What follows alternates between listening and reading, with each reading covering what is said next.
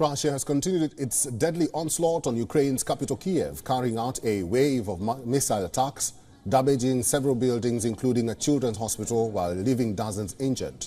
This comes amid President Zelensky visiting Washington to push for more financial aid.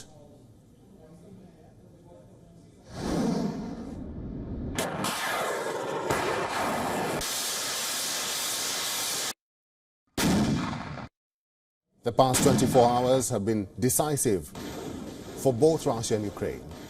Now, Russia claimed it has intercepted 8 Ukrainian missile attacks, destroyed 7 armored vehicles and Ukrainian facilities. Ukraine said its forces repelled Russian attacks in multiple directions. But the deadliest of all in the latest wave of Russian attacks will befall on the city of Kyiv, where air defenses were activated for the second time this week, after a series of loud explosions could be heard at 3 a.m. local time. Kyiv's mayor said the debris from intercepted missiles fell in the eastern Dniprovsky district. According to reports, at least 53 people were injured, including 6 children, in the latest Russian assault on Kyiv, with several homes and a children's hospital being targeted. 18 people have been hospitalized.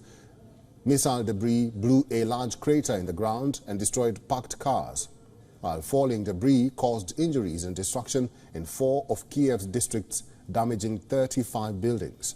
The windows of residential apartment blocks were blown out, with frightened residents streaming out onto the streets to assess the damage. Missile debris also blew a large crater in the ground and destroyed parked cars. Ukraine's armed forces have identified the projectiles as Iskander-M ballistic missiles as well as S-400s. Ukraine's Air Force said that its air defense systems downed all 10 ballistic missiles that targeted the capital at about 3 a.m. I took my backpack. The explosion wave tossed me through the flat. I don't remember how I got up, but I immediately ran to check on my family. I checked on my father and told him to grab his bag, but he had it with him already. I then checked on my grandmother. Both were alive and healthy. Meanwhile, several Russian nationals are joining Ukraine's Siberian battalion to train for combat. A group of Russian citizens dressed in Ukrainian uniforms are being trained at a shooting range outside Kyiv to join Ukraine's newly formed Siberian battalion. I felt this was necessary. I was about to go crazy because I felt like an outcast. It wasn't pleasant at all. The moment came when I felt relief.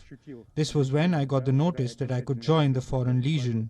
In this moment, I felt psychological relief, knowing I took the right decision. It didn't come easy. In fact, it was a very difficult decision. WION is now available in your country. Download the app now and get all the news on the move.